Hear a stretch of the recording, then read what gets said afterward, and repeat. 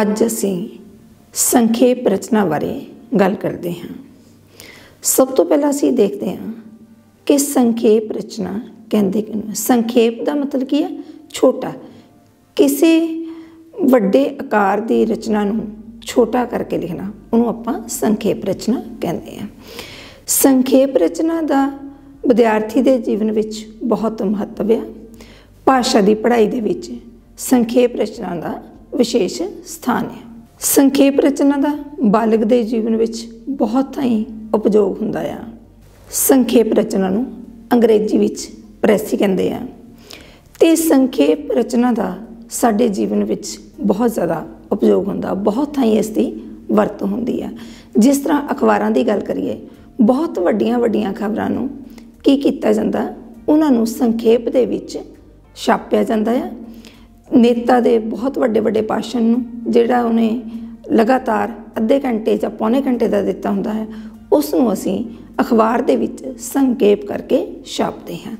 ਇਸੇ ਤਰ੍ਹਾਂ ਵੱਡੀਆਂ ਵੱਡੀਆਂ ਕਾਨਫਰੰਸਾਂ ਜਦੋਂ ਹੁੰਦੀਆਂ ਆ ਜਾਂ ਵੱਡੀਆਂ ਕਾਰੋਬਾਰੀ ਮੀਟਿੰਗਾਂ ਹੁੰਦੀਆਂ ਆ, ਉਹਨਾਂ ਦੇ ਵਿੱਚ ਜਿਹੜੇ ਵੀ ਉਹਨਾਂ ਦੇ ਮੁੱਦੇ ਹੁੰਦੇ ਆ, ਉਹਨਾਂ ਨੂੰ ਉਹਨਾਂ ਨੇ ਸੰਖੇਪ ਦੇ ਵਿੱਚ ਲਿਖਿਆ ਹੁੰਦਾ ਹੈ, ਤਾਂ ਕਿ ਜਿਹੜੇ ਉਹਦੇ ਨਾਲ ਸੰਬੰਧਿਤ ਮੀਟਿੰਗ ਵਾਲੇ ਕਰਮਚਾਰੀ ਆ, ਉਸ ਨੂੰ ਇੱਕ ਨਜ਼ਰ ਦੇ ਨਾਲ ਪੜ੍ਹ ਲੈਣ ਅਤੇ ਸਮਝ ਲੈਣ ਕਿ ਅੱਜ ਕਿਸ ਵਿਸ਼ੇ 'ਤੇ ਗੱਲ ਹੋਣੀ ਹੈ।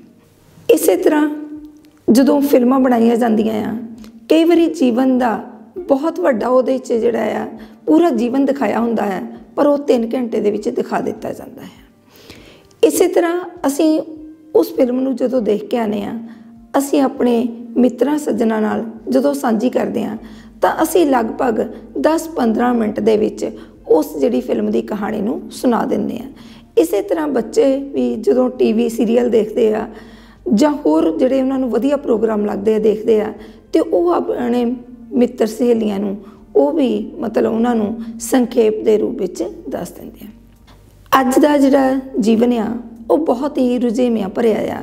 ਇਸ ਰੁਝੇਵਿਆਂ ਭਰੇ ਜੀਵਨ ਦੇ ਵਿੱਚ ਕਿਸੇ ਕੋਲ ਵੀ ਬਹੁਤ ਲੰਮੀਆਂ ਲੰਮੀਆਂ ਵਾਰਤਾ ਸੁਣਨ ਦਾ ਜਿਹੜਾ ਵਕਤ ਨਹੀਂ ਹੁੰਦਾ।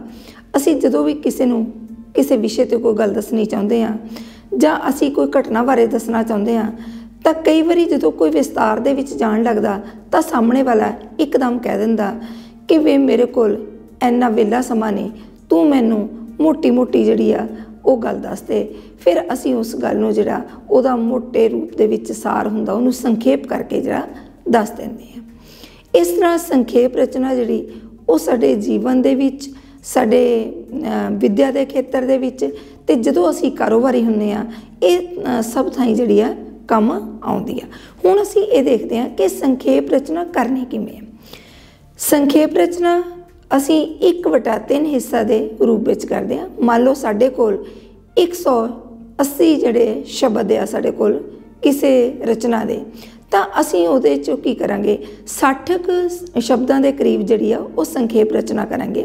ਇਹ ਇਸ ਤਰ੍ਹਾਂ ਨਹੀਂ ਹੁੰਦਾ ਹੈਗਾ ਕਿ ਬਿਲਕੁਲ ਮਤਲਬ ਕਿ 60 ਹੀ ਸ਼ਬਦ ਹੋਣ। ਇਸ ਦੇ ਵਿੱਚ 2-4 ਸ਼ਬਦ ਜਿਹੜੇ ਆ ਉਹ ਘੱਟ ਵੱਧ ਵੀ ਹੋ ਸਕਦੇ ਆ, ਅਤੇ ਬਿਲਕੁਲ ਮਤਲਬ ਕਿ ਇਸ ਨੂੰ ਸੋਨੇ ਦੀ ਤਰ੍ਹਾਂ ਨਹੀਂ ਤੋਲਿਆ ਜਾ ਸਕਦਾ।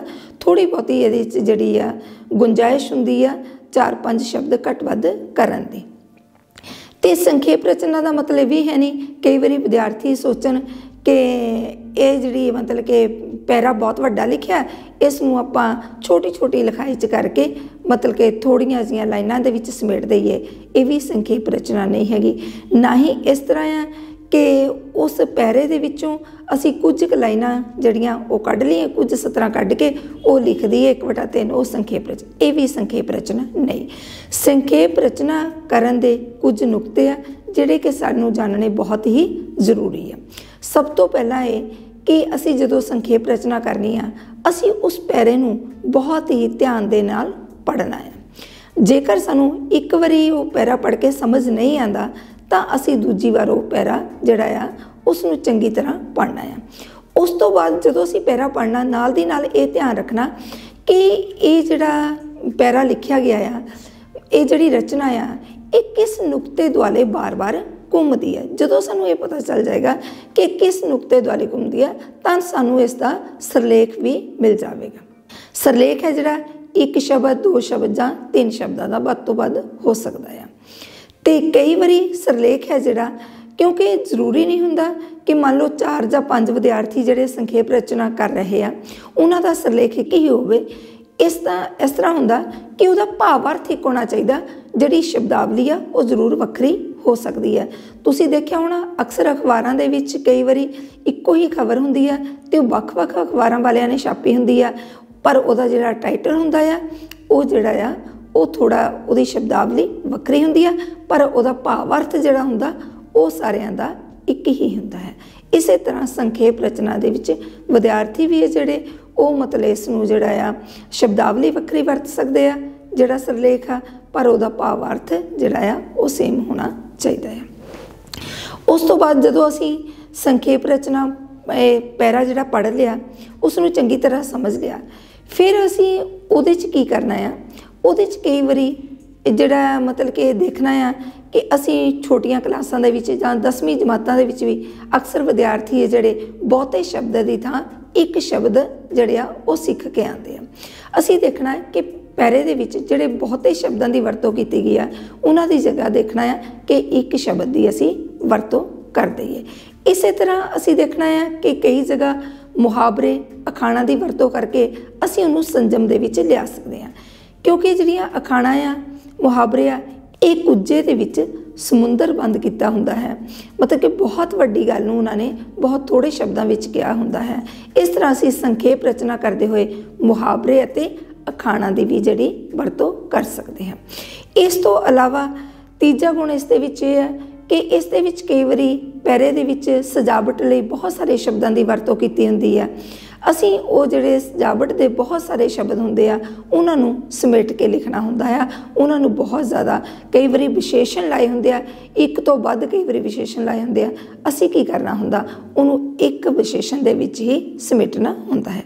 इस तरह चौथा जिहड़ा इहदा गुर आ, व्यक्ति ने जिहड़े अपने वल्लों शब्द कहे आ, किसी व्यक्ति के कहे हुए शब्दों नूं असीं अपने शब्दों विच संखेप करके लिख देना हुंदा है। उस व्यक्ति के हूबहू शब्द आ वो कई बारी विस्तार च चले जाते हैं, जदों असीं उन्हां नूं अपने शब्दां च कहांगे तां वो मतलब कि सिमट के थोड़े हो जाते हैं। इस तरह वाधू दोहरा कई बारी एक गल नूं जिहड़ा मतलब कि वो मतलब कि वड्डे लंबे दोहरा दे विच गल कही हुंदी है। जिस तरह मान लो कोई लैने नेता ही है वो वोटरां कोल आंदा आ ते वोटरां नूं संबोधन करदा आ, कई तरह के उन्हां नूं झांसे दिंदा आ, काफ़ी शब्दों के विच कहता है, पर असीं उसकी गल नूं जिहड़ा आ बहुत सिमट के लिखना हुंदा है। इस तरह ये 4-5 नुकते हैं जिन्हां दा असीं ध्यान रखना आ, दोहरा बिल्कुल नहीं करना, जिथे तक हो सकता है असीं देखना। जदों असीं संखेप रचना करनी आ एक खास तौर पर ध्यान रखना आ कि जिहड़ा उस पैरे दे विच जिहड़ी गल कीती गई आ उहदे भाव नहीं बदलने चाहिए, बिल्कुल मतलब उहदी सारी ही गल नूं असीं समेटना आ, कुछ भी छड्डना नहीं है। पर असीं इहनूं मतलब कि ये भी देखना आ कि असीं जिहड़ी आ संखेप रचना कर रहे हैं साडी वो 1/3 तो जिहड़ी आ वो बहुत ज़्यादा फर्क ना पवे, वध तो वध 4-5 शब्दों का असीं वध घट कर सकते हैं, बहुत ज़्यादा फर्क जिहड़ा नहीं पैना चाहिए। ये गल्लां रखते हुए असीं संखेप रचना मतलब कि करनी है। ये साडे जीवन दे विच बहुत महत्व रखती है। जिस तरह असीं कोई पत्र लिखते हैं, पत्र लिखते समय भी असीं की करते हैं, कोई बहुत वड्डी गल हुंदी है उसनूं असीं विशा जदों लिखते हैं विषय दे विच असीं बड़ा वो संखेप जिहा करके कि किस विषय दे नाल जिहड़ा आ साडा पत्र संबंधित आ उन्होंने लिख दें। फिर असी पत्र भी बहुत लंबा नहीं करते, क्योंकि किसी भी ऑफिसर को इन्ना टाइम नहीं हुंदा, इन्ना समा नहीं हुंदा कि उसनूं बहुत डिटेल च पढ़े। असी उन्होंने बहुत ब्रीफ करके बहुत छोटा करके लिखते हैं।